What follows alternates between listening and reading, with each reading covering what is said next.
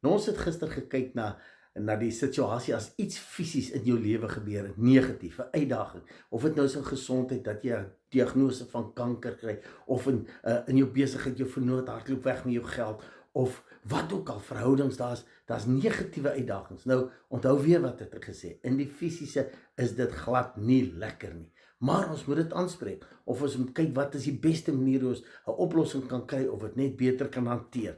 Maar alles gaan oor die gesindheid wat jy kies, hoe jy daai situasie gaan hanteer. Want onthou, soos jy dink, so is jy. Wat jy dink en praat, jy sal die vrug daarvan eet. Jy create dit vir jou net meer en meer.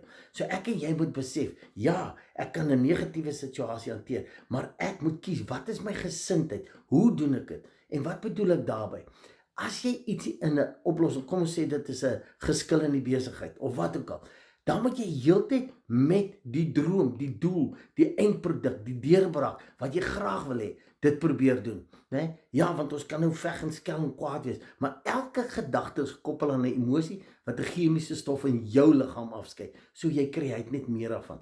En ons moet fokus op wat ek graag wil hê. Moenie fokus op wat ek nie wil hê nie. Ek wil nie dit hê nie, want onthou, die kern van daai sin is nog steeds negatief. So jou hele ingesteldheid, jou fokus is negatief.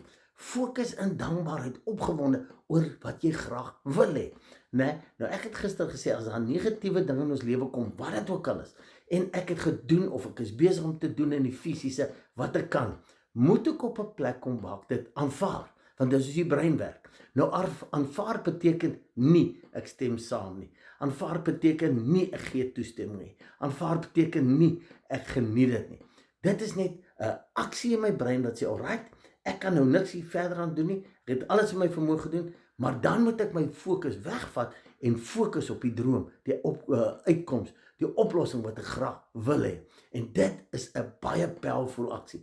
En onthou net gou-gou weer, as ek sê ons moet ons gedagtes definitief fokus op dit wat ons wil hê en op die positiewe uitkoms, dan praat ek nie van net so hier en daar, maar die res van die tyd vertel ek die storie oor en oor en oor. Ek vertel vir almal en ek is moedeloos en ek is kwaad en ek is ongelukkig en ek is bang en ek praat dit net nie. Nee, want jou brein ken nie die verskil tussen realiteit en verbeelding nie. Dit wat jy jou brein mee besig hou, vat hy ernstig op en hy gee dit krag en jy create net meer daarvan in jou lewe.